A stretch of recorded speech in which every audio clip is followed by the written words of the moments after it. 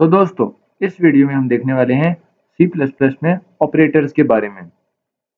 Operators होते हैं, हम यूज़ करते हैं बहुत सारे डिफरेंट पर्पसेस के लिए, जैसे कि किसी वेरिएबल को कोई वैल्यू असाइन करनी हो, या कोई मैथमेटिकल ऑपरेशंस परफॉर्म करने हो, या फिर कोई कंडीशंस वगैरह लगानी हो, तो इन सब में हम ऑपरेटर्स यूज़ करते हैं। तो हम सबसे पहले हम देखेंगे अरिथमेटिक ऑपरेटर्स के बारे में। मैं यहाँ लिख देता हूँ अरिथमेटिक ऑपरेटर्स।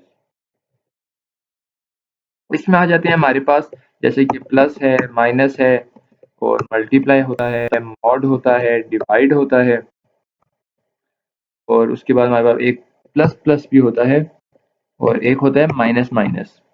तो इनके बारे में हम देखते हैं। सबसे पहले मैं यहाँ पे दो वेरिएबल बना लेता हूँ। तो मैं लेता हूँ int a is equal to 5, terminator int b is equal to मैं 10 ले लेता हूँ, और यहाँ पे एक और वेरिएबल ले लेता हूँ इंट c।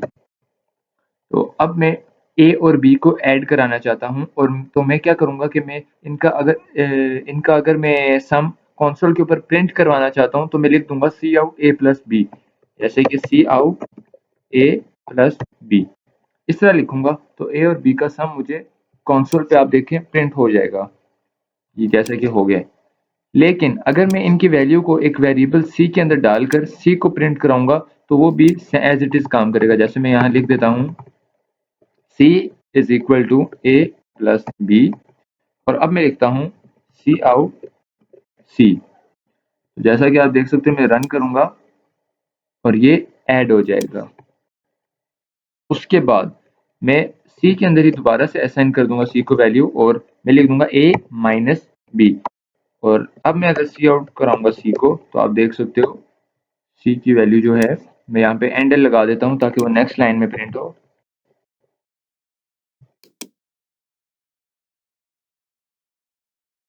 यहाँ पे भी ये, अब आप देख सकते हो ऊपर हमारा ए और बी ऐड हो रहा है, और नीचे हमारा ए और बी माइनस हो रहा है। उसके बाद हमारे पास है मल्टीप्लाई ऑपरेटर। तो मैं लिखता हूँ C is equal to A multiply by B, और सी आउट सी, और यहाँ पे मैं लगा देता हूँ एंड एल। अब आप जैसा कि देखोगे, जैसा कि आप देख सकते हो, ये मल्टीप्लाई ऐड हो रहा है, फिर माइनस हो रहा है, और फिर मल्टीप्लाई भी हो रहा है, ठीक है। और मैं लगा देता हूँ इसके बाद, जैसे कि सब्ट्रैक्ट, सब्ट्रैक्ट नहीं डिवाइड। तो मैं लिखता हूँ A divide B, C out C end L.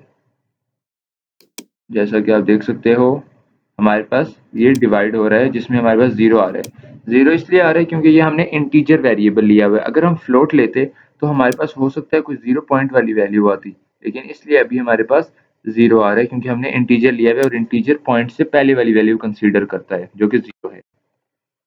उसके बाद हमारे पास है प्लस प्लस और माइनस माइनस, के बारे में मैं आपको बता देता हूँ।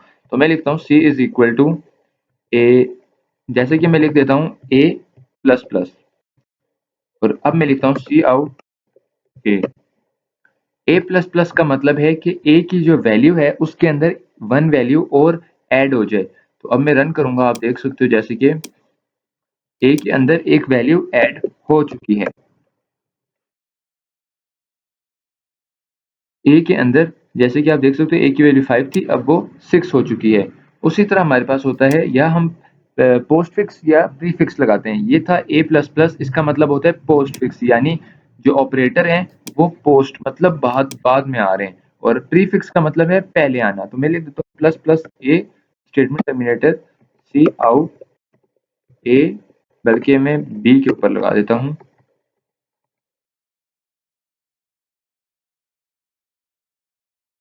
अब आप देख सकते हो,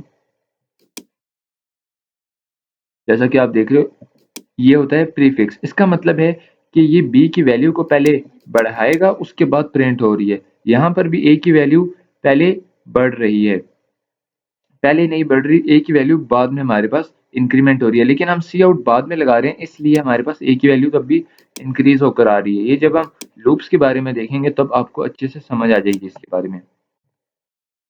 इसी तरह हम लोग सब्ट्रैक्ट को भी यूज करते हैं, ए माइनस माइनस सी आउट ए, यहाँ पे एंड एल। उसी तरह मैं लगा देता हूँ b minus minus c out b and l. और अब मैं अगर रन करूंगा तो आप देख सकते हो हमारे पास वही दो वैल्यूज आ गई हैं, 5 और 10 होकर आ रही हैं। उसके बाद हमारे पास आते हैं मॉड ऑपरेटर। तो मैं लिख देता हूँ C is equal to a mod b, और यहाँ पे मैं लिखूंगा सी आउट सी। हमारे पास देखते हैं क्या आता है। तो मैंने किया 5 मॉड 10, और आप देख सकते हो जैसे कि मेरे पास आ गया है 5 ही आ रहा है। जी हाँ, 5 ही बच रहा है मेरे पास। तो ये थे हमारे पास अरिथमेटिक ऑपरेटर्स। अब हम देखते हैं असाइनमेंट ऑपरेटर्स के बारे में, सी प्लस प्लस में असाइनमेंट ऑपरेटर्स। तो मैं कमेंट ऐड कर देता हूँ।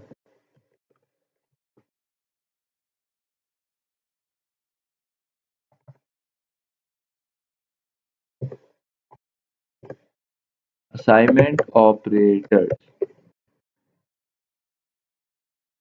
तो हमारे पास आ जाता है इसमें सबसे पहले प्लस और इक्वल टू। हम इस तरह के ये असाइनमेंट ऑपरेटर्स होते हैं।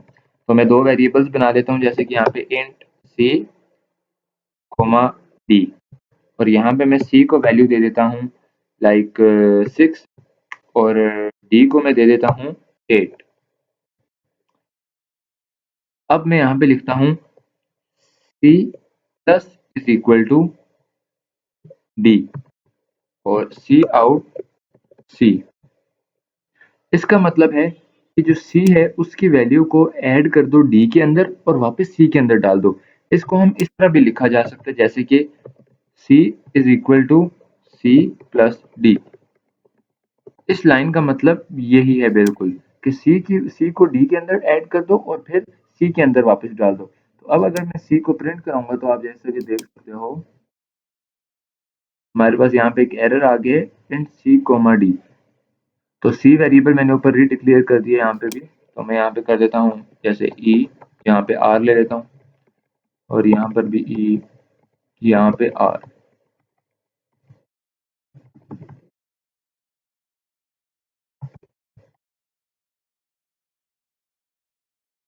नए वेरिएबल्स में ले लेता हूँ। अब मैं अगर रन करूंगा तो आप देख सकते हो हमारे पास क्या आया, 14।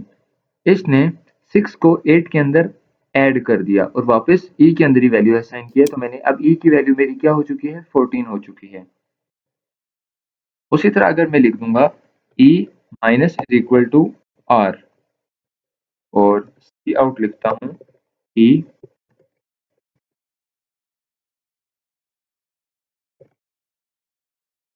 अब आप जैसे कि देख सकते हो तो इसने ई की वैल्यू को उससे माइनस कर दिया और हमारे पास दोबारा से 6 आ गया। इसका मतलब है e is equal to e minus r. मैं कमेंट ऐड कर देता हूँ। उसके बाद हमारे पास वही आ जाते हैं प्लस, जैसे कि माइनस है उसी तरह हम मल्टीप्लाई को भी कर सकते हैं। इसी तरह E multiply is equal to R, या फिर E divide is equal to R. तो ये होते हैं हमारे पास assignment operators. C plus plus में अगर हम डिफरेंट वेरिएबल्स को एक ही वैल्यू देना चाहते हैं तो उसका एक तरीका है। उसके लिए मैं कुछ वेरिएबल्स बना लेता हूँ, इंट ओ पी जे के। ये मैंने 4 वेरिएबल्स बना लिए। अब मैं इनको एक ही वैल्यू देना चाहता हूँ, तो मैं करूंगा o is equal to p is equal to j is equal to k is equal to, मैं वो वैल्यू लिख दूंगा जैसे कि 9 है। और अब अगर मैं सी आउट करा दूंगा, जैसे कि ओ को सी आउट करा देता हूँ, तो आप देख सकते हो अब मैं रन करूंगा और हमारे पास 9 प्रिंट हो चुका है। तो इन तमाम वेरिएबल्स को एक वैल्यू असाइन हो चुकी है। उसके बाद हमारे पास आ जाते हैं comparison operators. Comparison operators comparison operators में हमारे पास होते हैं लेस देन, ग्रेटर देन। ये कंडीशंस के लिए इस्तेमाल होते हैं। तो मैं जैसे कि लिख देता हूँ int h is equal to 8 and comma f is equal to 7। मैंने दो वेरिएबल्स बना लिए।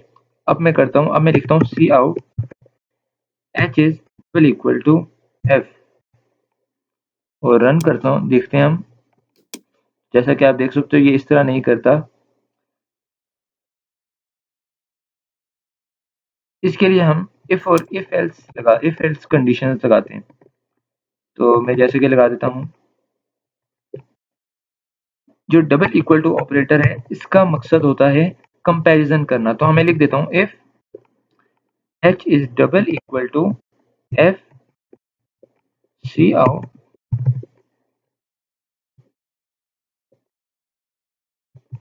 इक्वल,